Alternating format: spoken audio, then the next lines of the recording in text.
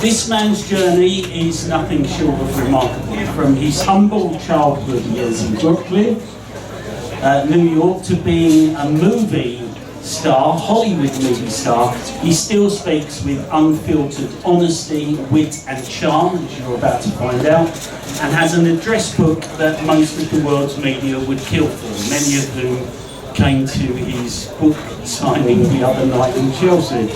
What makes you think my wife didn't burn that?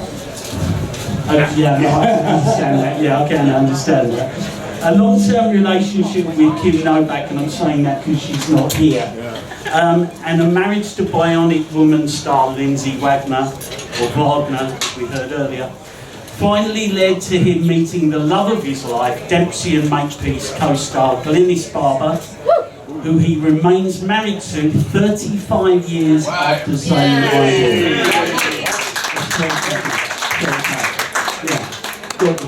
yeah, I'll remind you on your anniversary.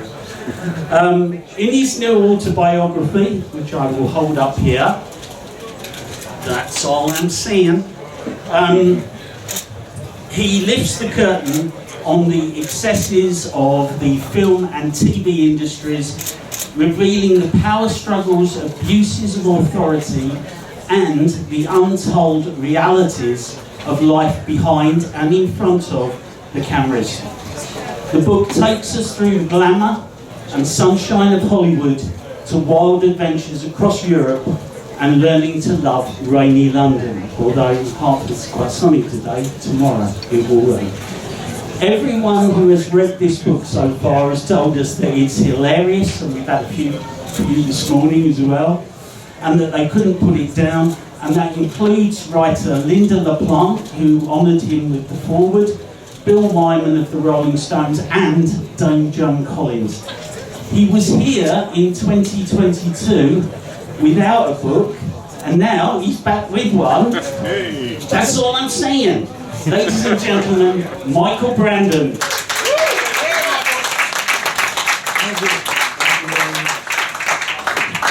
It's because of this guy, Rick Mason in Beverly, and when I was here 2 years ago, does this sound okay? Everybody good? 3 years ago. Yeah, 2 years? 3 years ago. 3 years. 3 years ago. Publishing takes a You long... were 26. You were 26. I didn't have a book because of all the machinations of previous publishers, but I was booked in, and Henry called me and said, "You're on the poster, you gotta be here, don't let me down." And he was so convincing, and the check came the next day. No. And, so I came without a book. So I'm at a book signing without a book.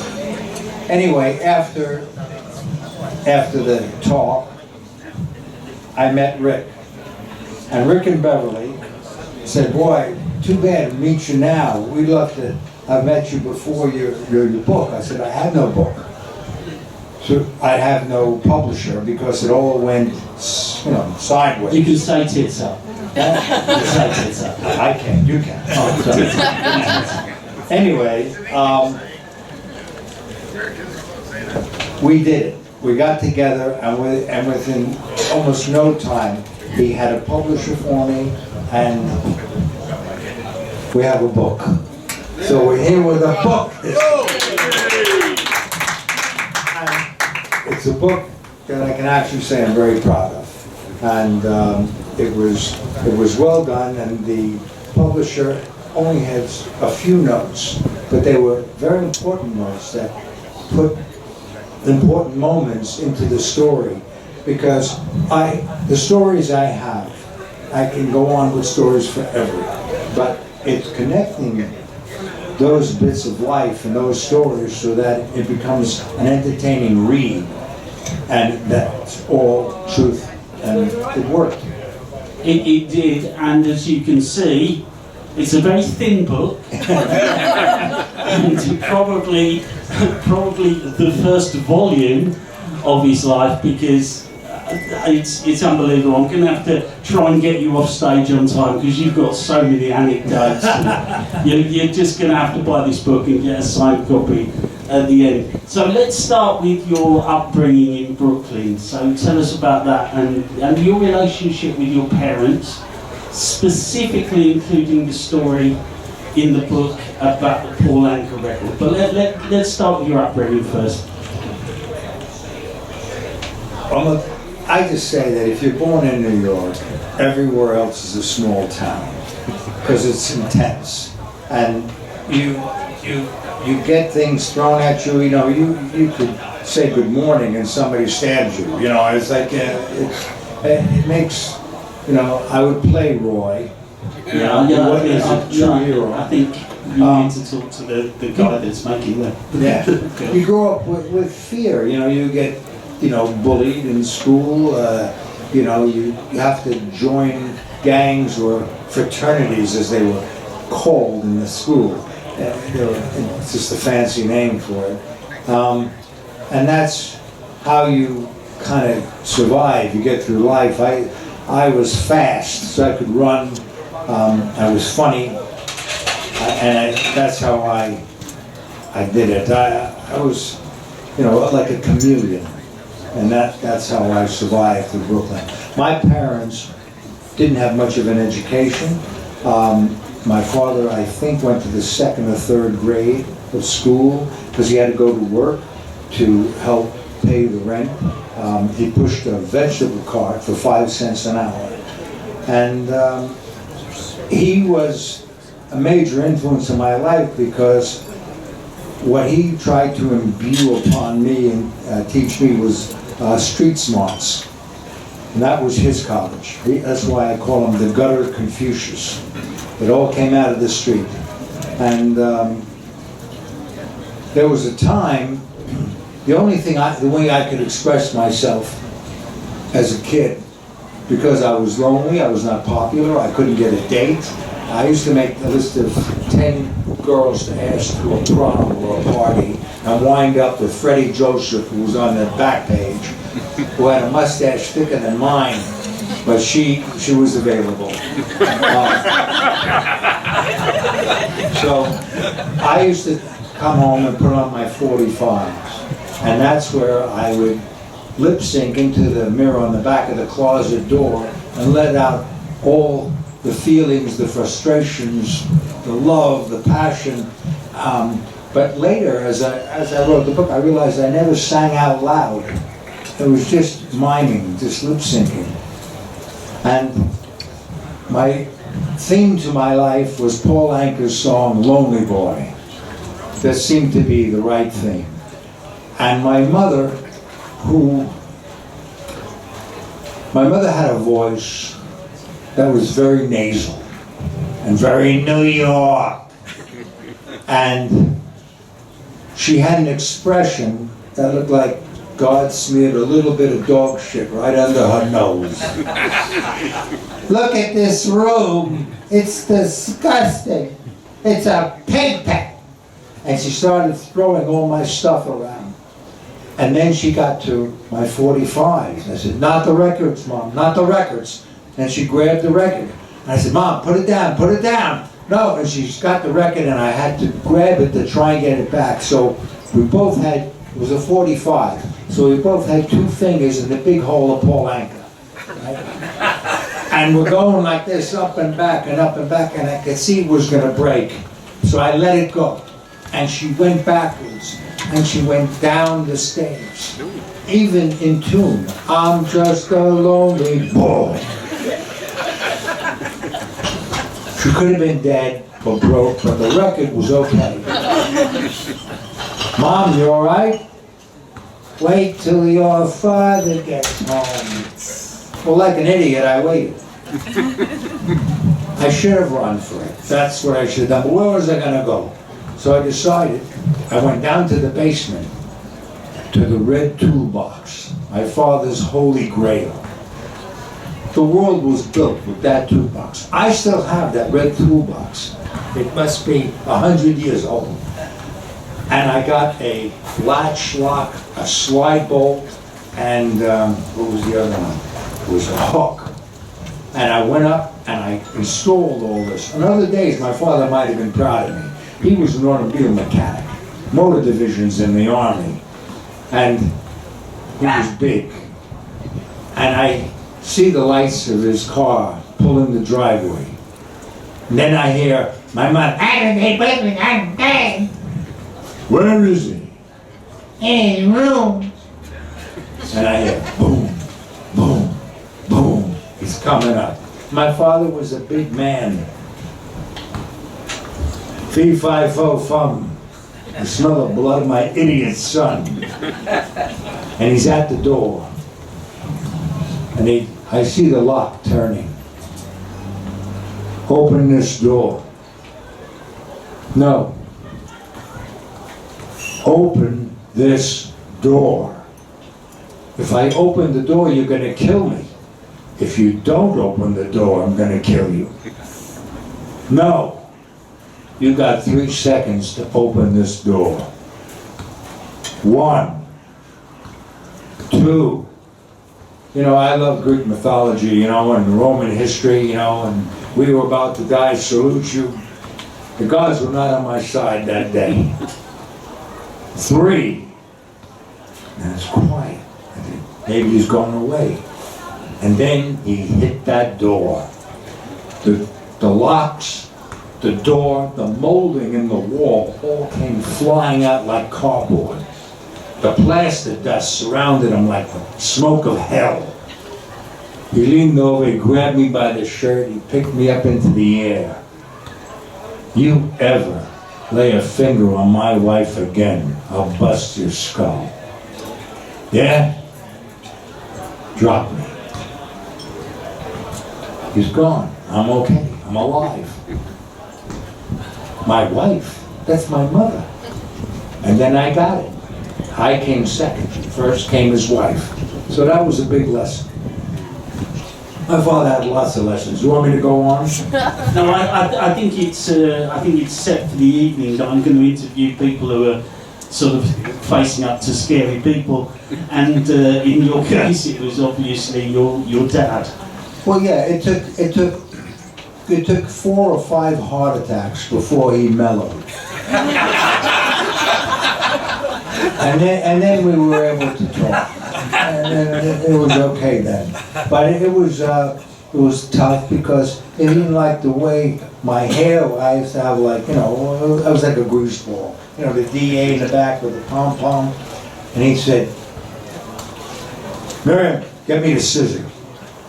And he'd grab me and he'd be trying to cut my hair off.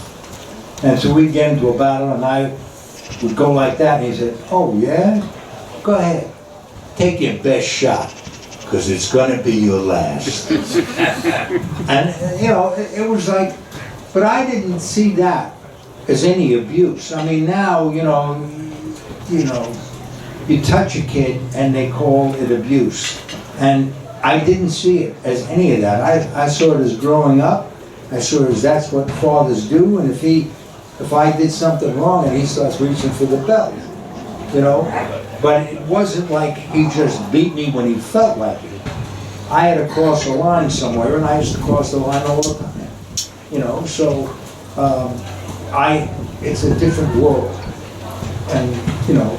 It's like the bully story. Yeah. There's a story in the book about this guy, Malcolm, who was like my personal Nazi. And, you know, it's amazing because what happened with the teacher, this is a guy who was really bad, you know. But those stories are what make you. You survive these things, and then you move on. So at some point, you've said to your mother and father, "I want to be an actor." How did that go? I don't know if I did. So you just did it? I was working for gangsters. What I could tell is in the book, because these people are still around, but it was a way of bending rules, let's say, corporation things and stuff like that. But I wasn't happy doing that. But because of one teacher in that school, when I was in there, I had a scholarship. So at night, I was going to school and studying law, working for gangsters in the daytime. That gives you both sides of the picture. Anyway, I had pain coming out of school, out of the college one night. I could barely get my feet in the car. In fact, I had to pull my legs in. And there was so much pain. I didn't know what was going on. I drove 2-footed to get myself back to the house. And then it took me a long time to get upstairs to my room. But by early morning hours, I couldn't move my legs, so I started pounding on the floor with a shoe. And then my father came from downstairs. He said, "What's with all the noise?" I said, "I can't move my legs." "Why not?" "I don't know why not." And then my mother came in, and she had that expression, "The doctor said this would happen." "What are you talking about, Mom?" "When you were born, you had a little hole at the base of your spine. They said when you were a teenager, you might need an operation." Well, it took 6 months to get over that operation, and I was lucky to be able to walk. I had over 100 stitches holding my back together. But during that time, I realized I did not want to go back to the goons. That's what I called the gangsters. And law was not what I thought law was like on TV. I was in this class, and this professor says, "What is mechanization?" "You." "I don't know." The guy says, "Machines working machines." "I object, I object." And then he threw me out. And so that was the end of that. I was going to outpatient therapy, and I was limping with a cane, and I met this beautiful girl in the waiting room, and I got a date. I think it was the cane, it was the limp she was attracted to. Anyway, I take her out for a drink, and I'm telling her my life story, how miserable I am, how unhappy I am, how I'm totally lost. And she is hysterical. She is laughing. What's so funny? You see, Mike. You see. You see. So she said, "You should be a comedian or an actor." Wow. That was it. That was the moment. That was the moment. So I decided to quit the goons.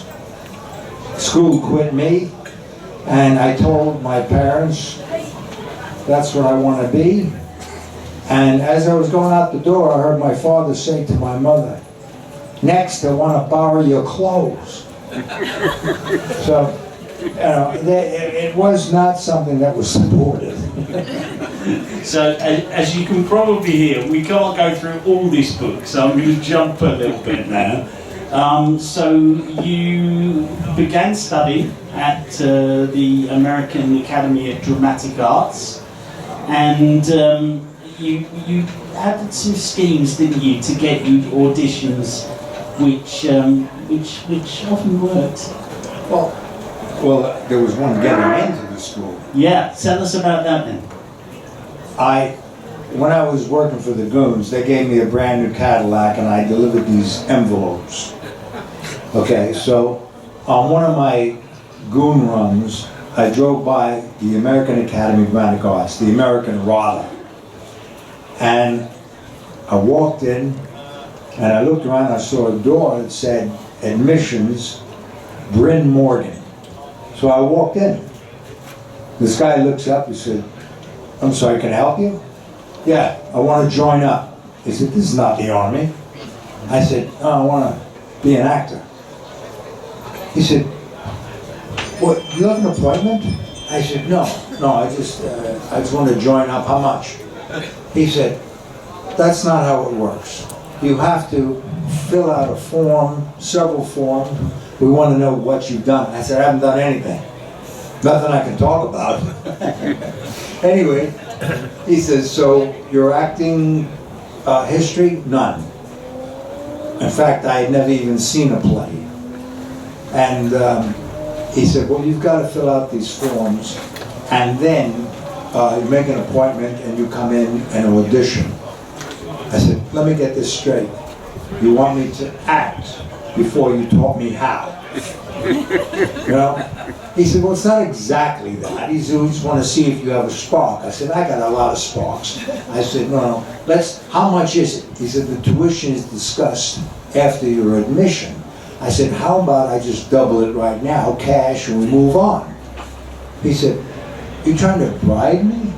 I said, I'm just trying to smooth the path here. That's what I learned from the goons. So he said, that's not going to happen.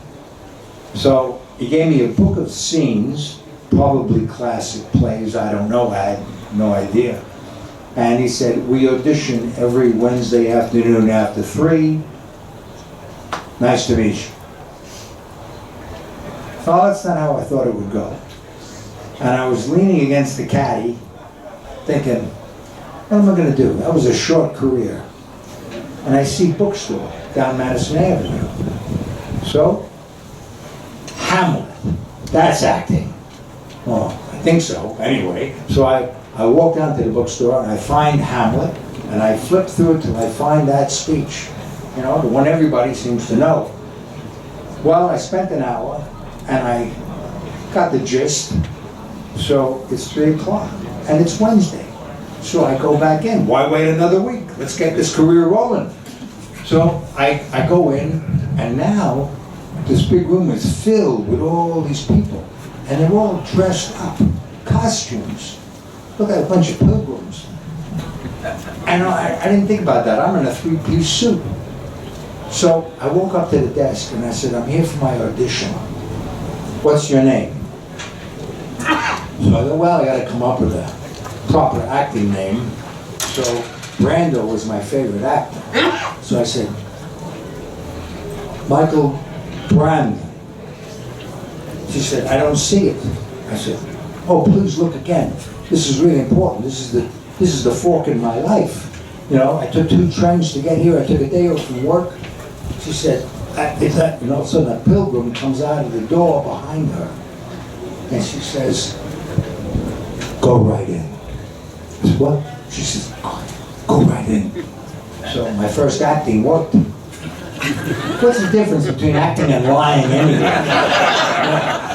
So anyway, I go in the door, and there's this long table with like 10 people sitting behind it, and they all look very theater-like, well-dressed, you know, proper, you know, theater people. And there's one woman in the middle, gray hair, gray glasses, gray pearls, gray dress, gray skin. I mean, she was great.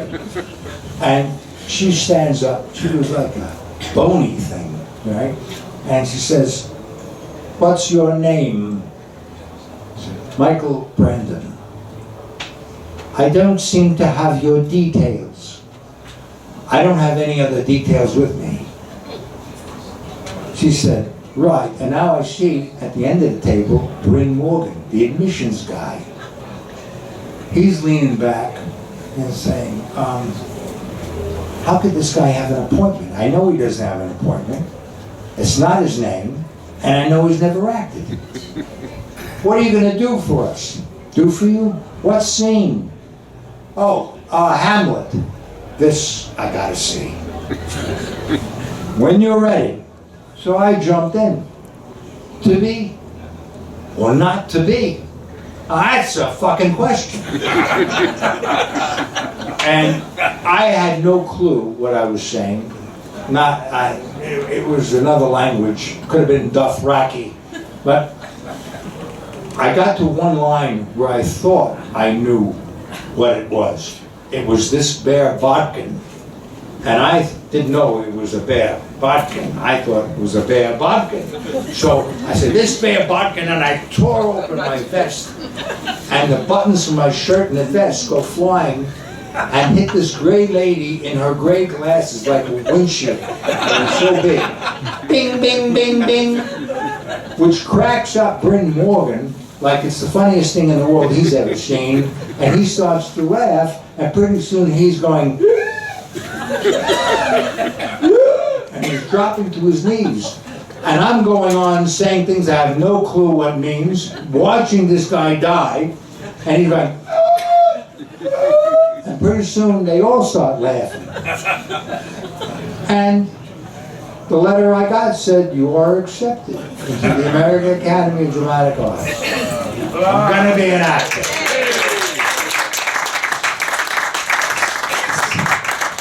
So, despite these vast quantities of bullshit, which appear to have got you a long way, I've been reading up on you in the book and also elsewhere. You know, some way, because you bullshit, you mentioned bullshit.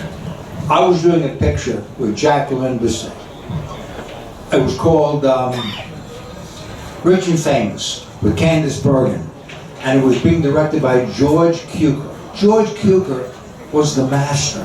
The master. They called him the ladies director because he directed Katharine Hepburn. He directed Elizabeth Taylor. All the greats, and he got performances from them they never knew they had in them. He was a master. He did My Fair Lady. He did, I mean, you know, it was amazing what this man has done. I think he did African Queen. Yeah. You know, it was like, anyway, I got a call from my agent, said, they want to meet you. He wants to see you before they hire you. So I drove to MGM, which was MGM then, the Roaring Lion. I got to work at all the studios when they were the studios. That's one of the things I'm very grateful for. With Columbia Pictures and Paramount and Universal, all of them. Anyway, I go on set. And George Cukor was an elegant man, an older man. And he looked at me, and he's like an X-ray. And he said, "You'll do." That's it, I'm hired. And the part, I was playing a cat. He was a guy on an airplane with Jackie Bissett. We sat together in first class or something. And in this story, I tell her that my wife has died, but I've never been able to take my ring off because I loved her so much. And then later, she leaves to go to the loo, and when she opens the door, I'm there and kind of move back into it. And this was the first Mile High Club scene in movies, which was cut out of the airplane version because people were queuing. So while we're doing the scene, before we get to the bathroom, all I say to her is, the stewardess comes over, and I said, "Would you like a glass of wine?" And so we rehearse it. George comes over and he goes, "Oh, she had asked me, can I reverse those 2 words?" Jackie said, "It's smoother for me." I said, "Whatever you want to do is fine." George comes over and he said, "The line is da-da-da-da-da, not da-dee-da-da-da-da, da-da-da-da-da. Don't improve the script. When she stops talking, you talk. When he stops talking, you talk. It does not say beat, it does not say pause. Let's go again." And I look over at Jackie, she goes, that's the way it's going. I said, right. So he comes back. George says, "Well, after you say your line, cry." "What?" "After your line, cry." You want me to cry?" He said, "If you're an actor worth your salt, you'll cry." I'm doing everything I learned in acting school and in life to bring this about, but I'm reaching. I can't, you know, I mean, would you like a glass of wine? I mean, it's like, you know, I couldn't make sense of it, right? So, anyway, I go for it. I give it everything I got. Cut, print. And I said, "Hold it." And it was like a freeze frame. The guy pulling the film off the camera, standing there like this. Right? Nobody moved. George said, "Did someone say something?" I did. "Yes, you did. You said something. What was it you said?" I said, "Hold it." "You said hold it." "And why did you say hold it?" "Because that was bullshit." He said, "Did you say bullshit?" I said, "That was bullshit." He said, "Yes, but it was good bullshit." And what good bullshit You see, that's how the masters worked back then. It wasn't like now. They weren't removed. They weren't, you know, just hired to do a job. These guys got these performances because they asked you to do things that couldn't be done. But in the attempt to do that, life happens and it films it. And so that's why great actors saw their own creation, their own moments of indecision and unknowing and attempting something, and it made it special. And that was the master of George Cukor. Thank you. And you got, and I was going to say, you got stage, TV and film parts all before you were 25. Now, considering what you've just told us in terms of how you entered the acting profession, this meant that whatever you were doing was really working. Bullshit or not, you were getting really great parts, weren't you? Well, yes. I mean, I didn't know what I couldn't do because I didn't have the experience. That relates to the Broadway show. I needed to get an agent. If you're going to get anywhere, you got to get an agent. So I walked into the biggest agency in New York. It was William Morris. And at that time, they used to put the agent's name, those little white letters on the black, you know, and so there was a list of all the agents. Now there's too many agents to put in, they just put the agency. Yeah, thanks for that. Yeah, so like CAA has 300 agents, you know. So I walked in and I picked two, and I called and asked for one, and said the other one said I should call him because he should see me right away. And he said, well, let's set up an appointment. I said, actually, I'm in town right now. I can come right over. And he said, okay. Now I ran up the stairs because I didn't want him to call the other agent and find out I was bullshitting. So I got there and he's looking at me and I'm, you know, giving a lot of lies because I got nothing. I'd done nothing. So he says, you know, there's a part casting for a Broadway show. He says, if you get over there, get over to Philip Rose's office right now. Here's the address. So I run across town. I jump over the stile at the tube. I didn't have enough for a subway. And I get to the office and they want me to read the scene. And it was a pretty intense scene. And I went for it. And I scared the hell out of the casting director. Because by the end of the scene, I was wrapped around his legs and screaming. And anyway, they called me back. And I got 5 or 6 callbacks for the part. And then it came down to me and one other guy, and that was Al Pacino. But he wasn't well known. Al had only done, he'd done some stuff. And he had an off-Broadway, what they call it, not the Tony was Broadway. Opie is here. I forget what it's called. You've got K9 fans as well here. Yeah. Anyway, so it's down to me and Al, and then Al gets the part. And they asked me if I would understudy Al and play another part. And in rehearsal, after about 2 weeks, I'm watching this guy and I go, this guy is a dud. You know, boy, did they make a mistake. And then it was that next day, Al let it out. Because he starts slow. He builds the character from within. And then when he's ready, he lets it fly. And what I saw was something I was not capable of ever attaining. It gave me chills. He was great. And the hair on my arms was standing up. And, you know, we became friends. And I learned a lot from him. Good and bad. But anyway, it was like, what was the point of the question? So I'm going to move on a little bit because Oh, good parts and bad Well, parts. I'm conscious of the fact that we could be here till about 11 o'clock tonight, so You I might move be. on a little bit. And you'll be wanting to buy this book. So, let's move on to the bit that I know that you want to talk about. You kept working solidly throughout the 70s and early 80s, switching, as I said, effortlessly from stage to screen. But in 1985, you were pulled towards the UK for Dempsey and Makepeace. I knew that'd get you. 1984.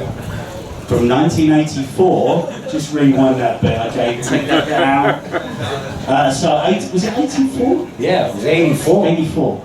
Okay, so tell us about how that came about and how has it left you living in the UK all these years later? And I have to say, despite you and your co-star not always seeing eye to eye at the time. We're still not seeing eye to eye. But, you know, that's part of the makeup of it all. I spent half my life here and half my life there. I've been British for decades. Yeah, so, hey, it's July 4th. Yeah, how about that? And I'm free of America. Anyway. I don't think that's what he's supposed to do. So anyway, yeah, I was working at Fox Studios as a writer. I had submitted a script and it was in development with a big producer named Julia Phillips, who was the first woman to win an Academy Award for producing a movie, which was The Sting, with Paul Newman, right, and Robert Redford. And I pitched her my story. She liked it. I was under option to her, so I had an office at Fox with a parking spot. Wow. And I got a call from my agents, and so they were the two biggest agents, I think, in the business. It was Mike Ovitz and Ron Meyer, the heads of CAA. And I went in and they had the boardroom with a table for 20 or 3 of us sitting there. And they said, you know how much money you didn't make this year? How can I know that? We do. They open a file. You didn't do this, you didn't do this, you didn't do that, you didn't do that. I said, whoa, that's all TV pilots and TV series. I said, I didn't want to do one of those. Well, look, TV is not taboo anymore. Movie actors can do television. And I did most of my bulk of work was TV movies. And there was some great films because you'd get film directors, film crews, and film actors doing television movies. And it became the movie of the week, then it became a thing like that. And, but Queen of the Stardust Ballroom, James Dean, there were great projects, The Impatient Heart, you know, so Red Badge of Courage and classics, you know. So I said, well, yeah, so that's not what I want to do. They said, the business has changed. Now all the TV series have huge casts, and to keep those casts re-upping to do additional years of the series, they promise them TV movies in their contract. Sign up for another year, you get a TV movie, or 2 TV movies. He said, and that's going to cut into your life. Because the director can no longer say, I want Michael Brandon to do it. He has to take the guy from Dallas. So, that was good agent. And so when I walked out of the door, I had a pile of TV pilots under my arm. And I hated all of them. I was chucking them over my shoulder till I came to this one on this strange paper, A4, not the legal pad, American size. And that was Dempsey and Makepeace. So I read it, and I liked it, and I said, get me a meeting.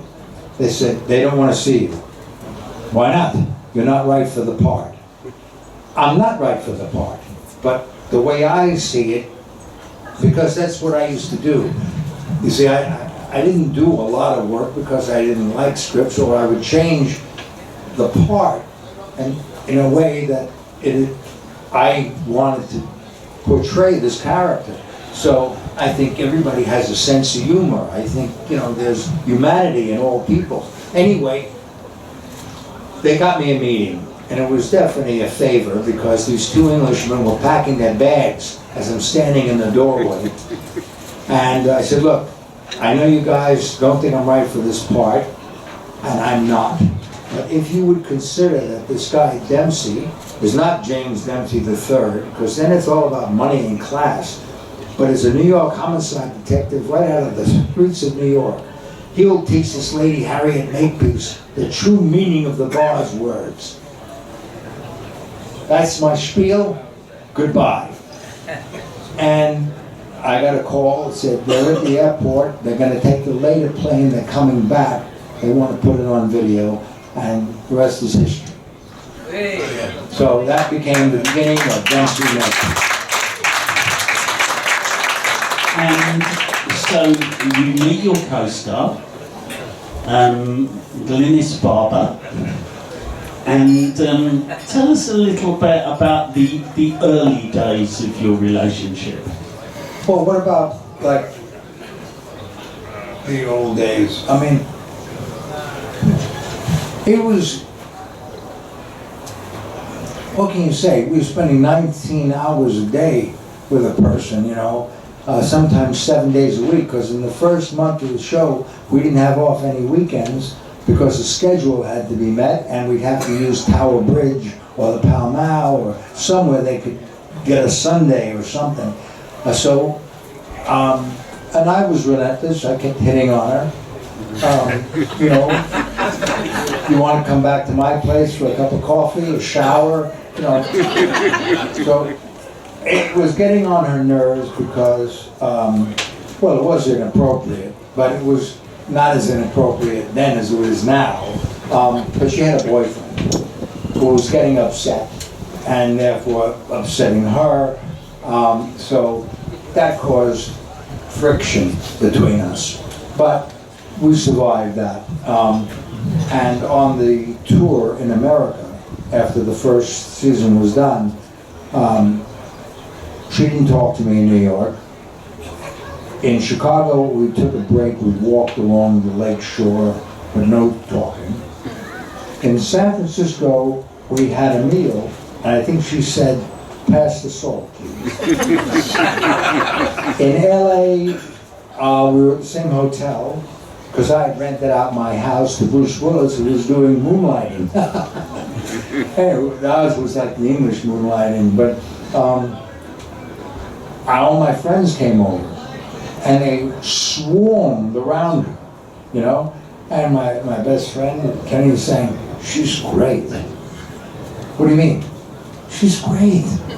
"What's great?" He said, "She's charming, she's funny, she's so warm, she's different, she's really fantastic."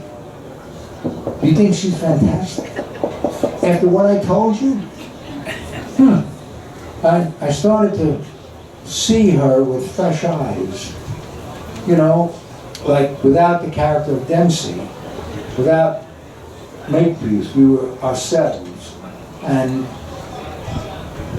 we took a walk with sunset in Santa Monica, and my friend Ken took a picture, and for the first time there was a smile in her eyes. And she said, "I'm going to say goodbye because in the morning I'm going back to London." And there was no season 2. That was it. I was signed to do 11 hours, and it was like 6 months of work, and done. Nobody knew what Dempsey Makepeace would be. In fact, I had neighbors come over to my house, and they said, "Mr. Gere, want to welcome you to the neighborhood." I said, "Oh, come on, let's pop that open. That's a good vintage bottle of wine. You know, by the way, my name is Brandon, but all us American actors look alike." Anyway, yeah, so it was really great news when all of a sudden they aired it and the public took it in. They loved it. It wasn't the press, it was the public, it was the people that made Dempsey Makepeace a success. And they loved the characters, and they got behind it, And that's what made 20 million viewers watch that show every week. And season 2 becomes a real thing. And Glynis and I were standing in the docks, because that's where we shot most of it. It was cheap. The docks then were just abandoned warehouses, you know, and these cranes just like dinosaurs. And we could do gunfights and car crashes there, and it was cheap. And they put a front on this warehouse. It was like a betting shop. And Glyn was standing on one side of the door, and I was standing on the other, guns drawn. And this director, who was a real ass, he's in his full parka with the hood up and the man, you know, because it's freezing. And we were in just, you know, regular clothes because it's snow season for us, and we're freezing. In fact, the sound man said, Glynis's teeth are chattering. It's like Morse code on the sound.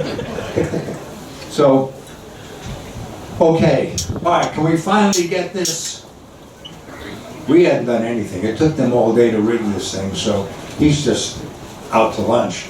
Anyway, please, can we just shoot this? Okay. Excuse me? Glynis, he says, what do you want? He says, what exactly happens here? He said, there's a pop, you know, the door explodes in, you charge in firing.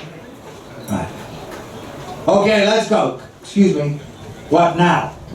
Well, is it a big pop or a little pop? He says, pop. Yeah, but it's, you know, give me the special effects guy. Comes over. What's the pop? Right? He said, pop. Yeah, big pop, little pop, pop. Smoke, little smoke, goes nothing. Okay. All right. Now, can we finally shoot this thing? Excuse me. Pulls that. What now? I gotta shoot this thing. Could we have a little demonstration just to see what happens? You want a demonstration? All right. One for the camera. Camera one only shooting, no actors. Okay, ready? 3, 2, 1. And there's such an explosion, nobody could hear anything for 2 minutes. Not only is there a pop, the door and the entire set were now leveled. Within minutes, the London bomb squad arrived. Helicopters thinking there's a terrorist attack are flying over the set.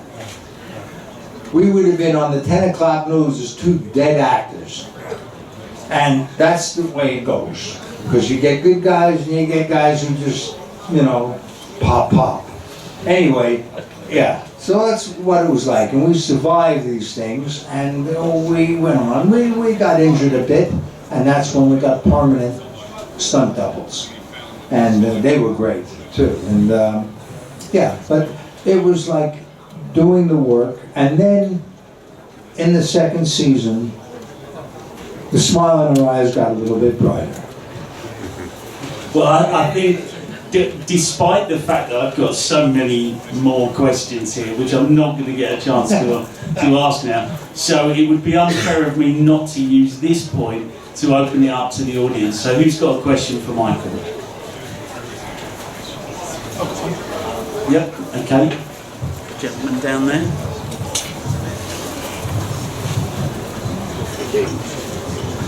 All right, Steve here.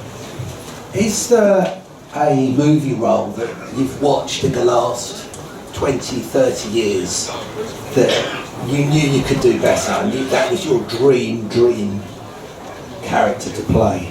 Have you ever seen a movie and said, that should have been me? Well, I don't know if I wouldn't have said that should have been me. That's a very English. I mean, what was it Mel Brooks said to me one time? He said, see, if an American cabbie sees a guy drive by in a Cadillac, he said, someday I'll have one of those. An English cabbie will look at a guy going by in a roller and go, that should have been mine, right? I don't know if any role should have been mine, but roles that I would love to have played, yeah, everybody wanted to play Michael Corleone, you know, or Braveheart, or they called me at the peak of the series about Bond. They needed a new Bond, and boy, I thought, ooh, Bond, yeah. But then the second thought was, it's got to be an Englishman. Only an Englishman could play Bond. Otherwise, you're going to go down the tubes in flames only because you're not English. And that was the year they hired Timothy Dalton. And I could have done it better. Anyway.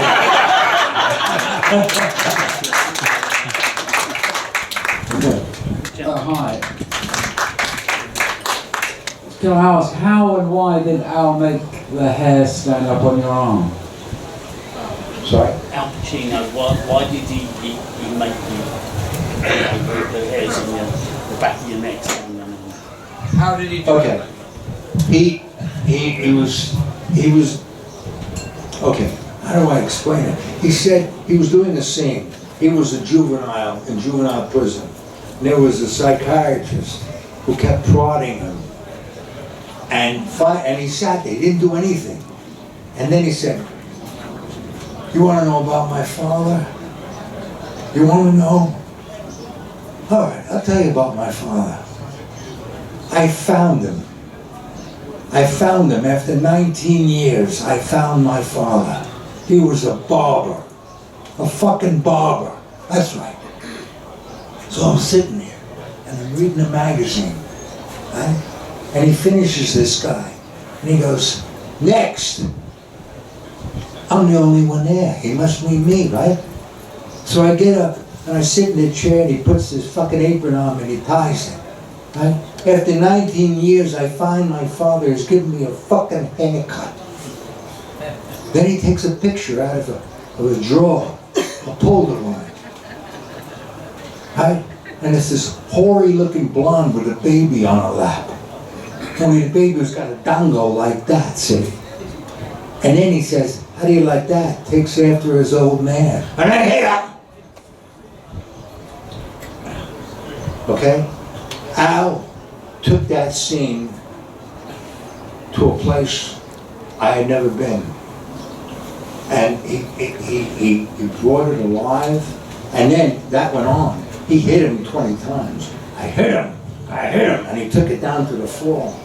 And it was, I did that scene for Screen Gems, Columbia Pictures. They needed an audition. They said, have you got a scene? So I did the audition scene, that scene. But now I've seen Al do it. I've learned, more how to approach that. And I did it.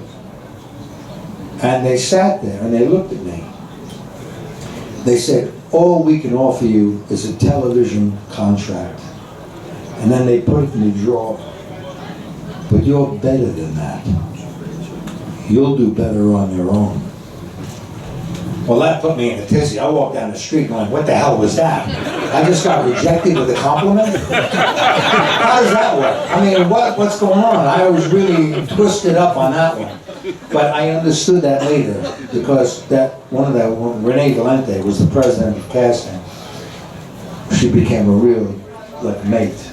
And I wouldn't have existed. I couldn't have done it on the studio thing, more like the academy, learning to dance or sing or, I wasn't like Partridge Family or John Boy stuff.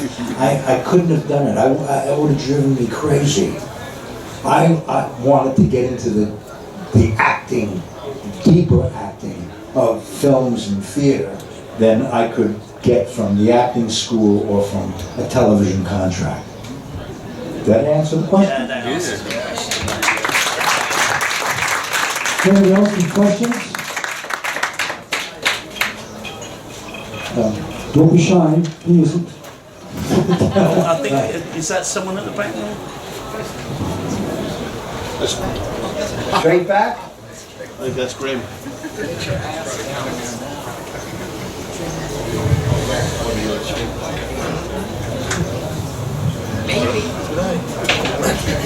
What advice would you give to someone that wanted to go into the profession?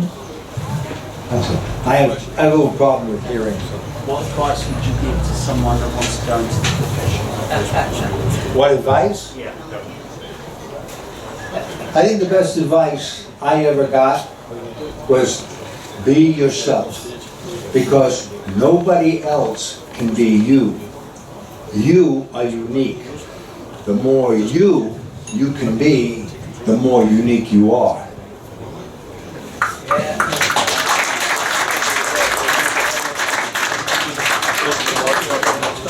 Any other questions? Oh, there we are. Someone come back. I knew he was going to have one. We're all hanging off. Michael, thanks very much. You had some brilliant insights into being an actor, and I thank you for that clarity. Earlier on, you said that, you know, is it bullshit or is it not bullshit? You're just there in the moment. I've done a bit of acting myself, and I know exactly what you mean. Would you agree if I was to say something along the lines, it's kind of telling the truth, how you perceive the truth at that particular point in time? It is when it's happening. When you have to act is when that's not happening. And if, like, let's say I've got an actress who I can't stand. She's driving me crazy. But I've got to have the look of love. Then I will see my favorite flavor of chocolate ice cream just right there. Oh, that's what I want. You know, the camera reads the truth. What the truth is what's going on with you. So it's how we present that truth, you know, and sometimes it's from the back door if you need to. It's like my best acting teacher said to me, only act if you have to.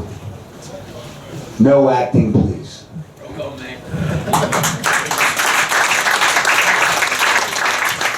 Any other questions? There's one at the back. She wants to know what time are you getting home tonight? It would have been After a lot our earlier date, if you after hadn't our asked date, the Beverly. question. That's my wife up there asking the question. Can I ask a question about how Robert De Niro taught you how to be professional? How Robert De Niro taught you how to be professional. Okay. Lessons, you don't lose if you don't lose the lesson. I signed the Dempsey and Makepeace contract. And it was like, I just committed to 6 months of my life in England. And I had an audition that afternoon for a film that I wasn't really thrilled about the part. But I had to go anyway because I have an appointment, and Bobby was going to read with me because we'd gone way back. I did a movie, I was starring in a movie, he had a 3-day bit, and that's how we met. And so this is many years later now, this is 10 years later, he's going to read with me because we go back, and that's really a mate doing something nice.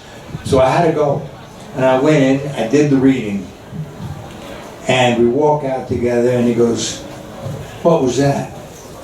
I said, "What do you mean?" He said, "That was shit." He said, "You gave a shit reading." I know. He said, "You know?" Yeah. I said, "If you know, why did you do it?" I said, "Well, I just signed a deal to do 6 months in England in a series. I'm not available to do this picture." He said, Michael, he said, "You never know when this director comes around again, and you could be up to something, and he's doing a great picture, but he's going to remember you did a shit audition, He said, you got to do your best all the time." And I was humbled. He was exactly right. I should have committed to that, and I should have done the best work I could do. That's all you can do. And so he was very cool to give me that lesson. Yeah. Okay, well, I'm sure that you've all learned a lot about the acting profession. You're going to learn even more if you read this book, you can see how thick it is. There's far more anecdotes. Everybody that's read this book has said how fantastic it is. I apologise for this being more Dempsey and Mason than Dempsey and Makepeace.